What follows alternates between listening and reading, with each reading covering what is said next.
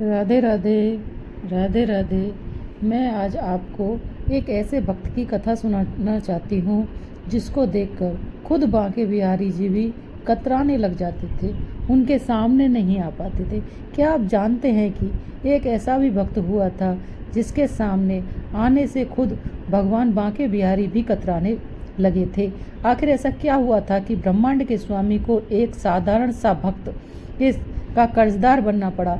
आइए जानते हैं निष्काम भक्ति का यह हैरान कर देने वाला प्रसंग। एक गांव में एक निष्काम भक्त रहते थे। उन्होंने अपना पूरा जीवन श्री राधा कृष्ण का नाम जपते हुए गुजार दिया।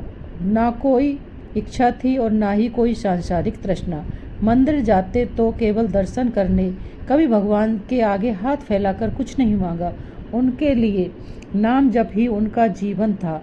एक दिन वे अत्यंत भावुक मन से श्री धाम वृंदावन के बांके बिहारी मंदिर पहुँचे।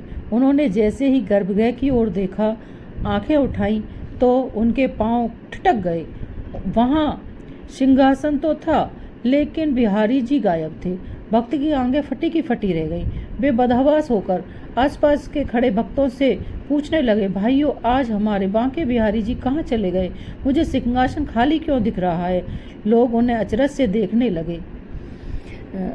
किसी ने कहा, क्या बात करते हो बाबा, सामने ही तो हैं, मदन मोहन खड़े हैं, मंद मंद मुस्कुरा रहे हैं, तुम्हें नहीं दिखाई दे रहे क्या?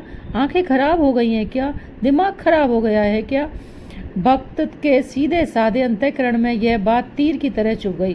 वे सोचने लगे, सबको प्रभु के दर्शन हो रहे हैं, लेकिन मुझे नहीं दिख रहे हैं। इसका मतलब है मेरे सिर पर पापों का इतना बड़ा पहाड़ चढ़ गया है कि मैं प्रभु के दर्शन के योग्य ही नहीं बचा।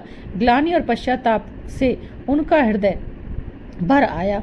उन्होंने मन ही मन कठोर निर्णय किया, जिस शरीर से मेरे आराध्य के दर्शन ना हो सकें, ऐसे पापी शरीर को रखने का कोई अर्थ नहीं है।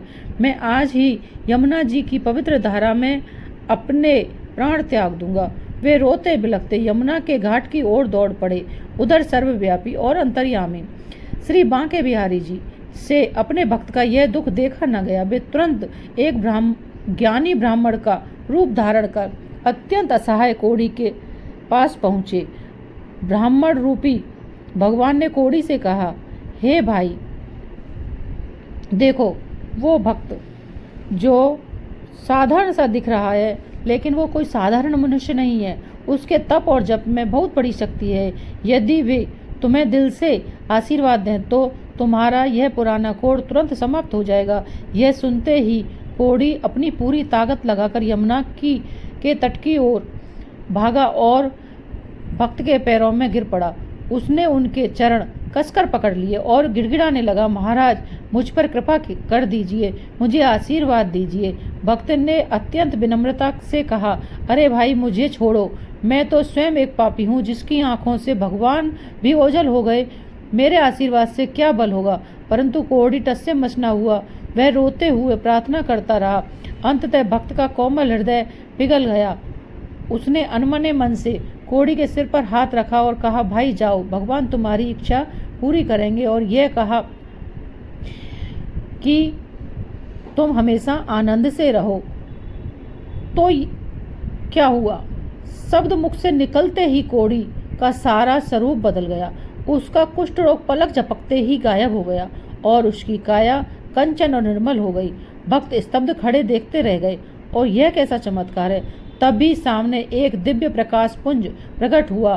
उस ज्योतिर्मय प्रकाश को स्वयं साक्षात बांके बिहारी की मंद मंद मुस्कुराते हुए प्रकट हो गए। अपने आराध्य को सामने देखकर भक्त अपने आंसू न रोक सका। वे प्रभु के चरणों में गिर पड़ा।